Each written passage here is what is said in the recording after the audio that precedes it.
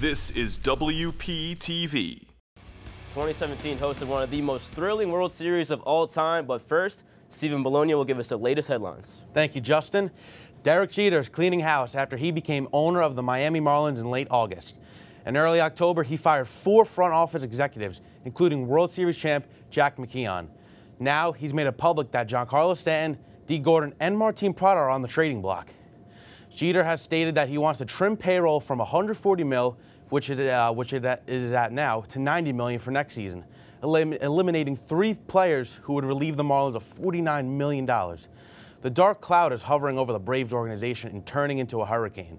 We'll learn the results of the MLB investigation shortly after the World Series, but now former employees John Capapella and Gordon Blakely are hiring lawyers and intend to sue the Atlanta Braves. Their defense is that they were only doing what they were told. The team is already in hot water for their international draft violations, but now they have more issues to focus on. In other news, whoever signs J.D. Martinez this offseason is going to pay a pretty penny for him. The outfielder has reportedly hired power agent Scott Boras just before he hits the 2018 free agent market. Martinez is one of the best bats for hire, coming off a career 45 home run year and 104 RBIs. He was already expected to earn over $100 million, but now, with Boras, you can expect that number to climb. Thanks, Stephen. Now we'll send over to Joe Ray and Jeff Lombardi to give us more details on this year's Fall Classic. Some are calling it the best World Series of all time. That might be a little bit of a stretch, but we can confirm it was about just as good as it can get. Here are the highlights. Game 7 of the World Series, LA against the Astros. First batter of the game, George Springer at the plate. He's been hot. Lines a double down the third base line. He'll sprint around to second. And just like that, the Astros are in business to lead off the ball game. Next batter of the game, Alex Bregman. Grounds one to Cody Bellinger. Overthrows Yu Darvish. Springer comes around to score. And just like that, it's 1-0. Top 2, George Springer. Again, bye-bye.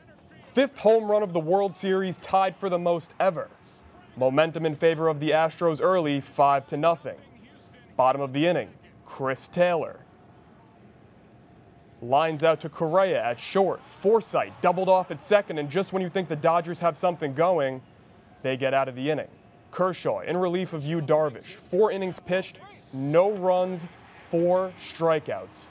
Makes you think why didn't start the game in the first place.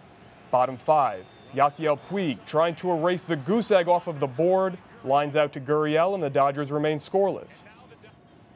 Bottom 6, another opportunity. Andre Ethier, the fossil.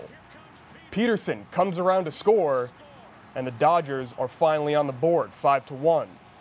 Bottom 9, Corey Seager at the plate. The Dodgers' last chance. He grounds out to Jose Altuve, and the Houston Astros win their first World Series title in franchise history. It was one of the most entertaining series we've ever seen. And after all the destruction from the floods in Houston, the Astros finally bring one back to the city. Here's manager A.J. Hinch after the game. We never lost perspective of what was important. I saw these guys at the community center the day off that the Mets gave us on Friday night. I saw these guys do good deeds for people as they start to rebuild the city. And I think that's why the city fell in love with this team.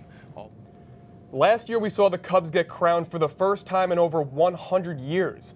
Now we see the Astros get crowned for the first time ever. It's safe to say that baseball fans have been spoiled in the past couple of years, Jeff. Oh, definitely. And you have the series prior to that with the Cubs and the Indians going 7 games. You have the series prior to that where the Mets and the Royals were in it. And the Mets had the lead in every single game, it seemed like. And the Royals were the team that won the series. The year prior to that, you had another Game 7. So it's definitely been a fun time for baseball fans. This was the first year the Willie Mays World Series MVP trophy was awarded, and rightly so, it was given to a center fielder. And not just any outfielder, but one who possibly had one of the best World Series performances of all time. George Springer hit .379 during the series with 5 home runs. That ties the record for most home runs ever in a World Series. His 29 total bases broke Willie Stargell's record set back in 1979. Each of his home runs came in pivotal moments, including his Game 7 shot that put the Astros on top 5-0. Here is the MVP after the game.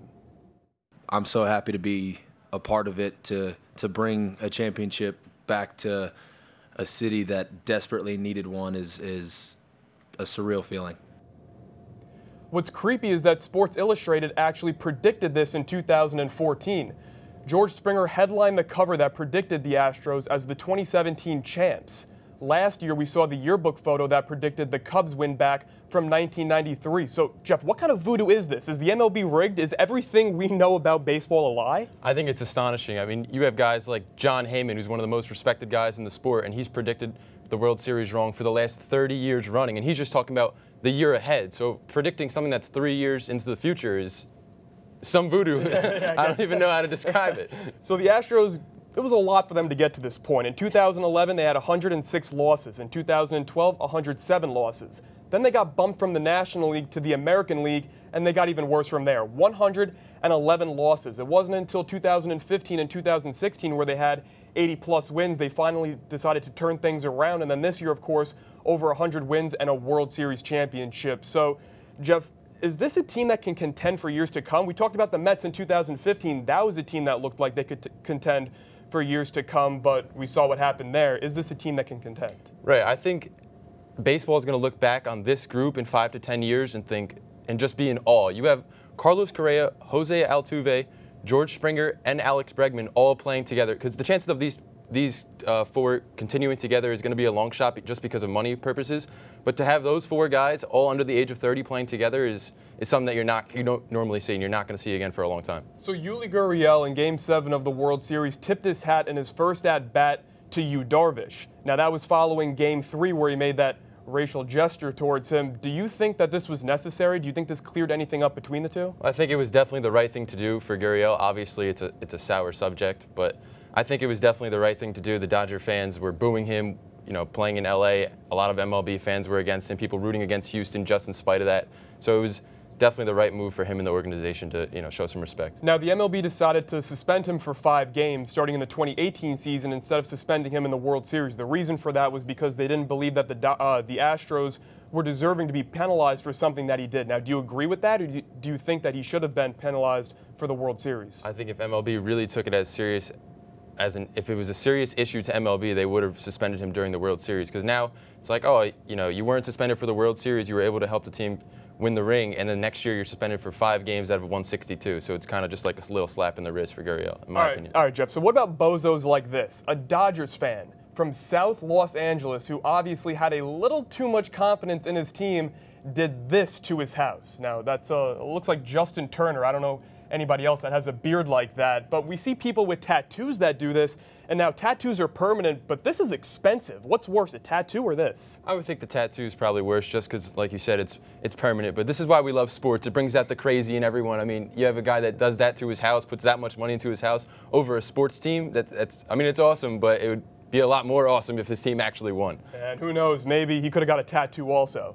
So the Houston Astros are the 2017 World Series champions in 7 games.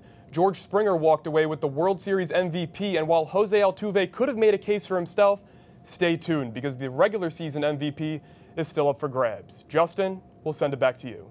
Thanks a lot, Joe. That's all for baseball. Up next, we bring in the football guys.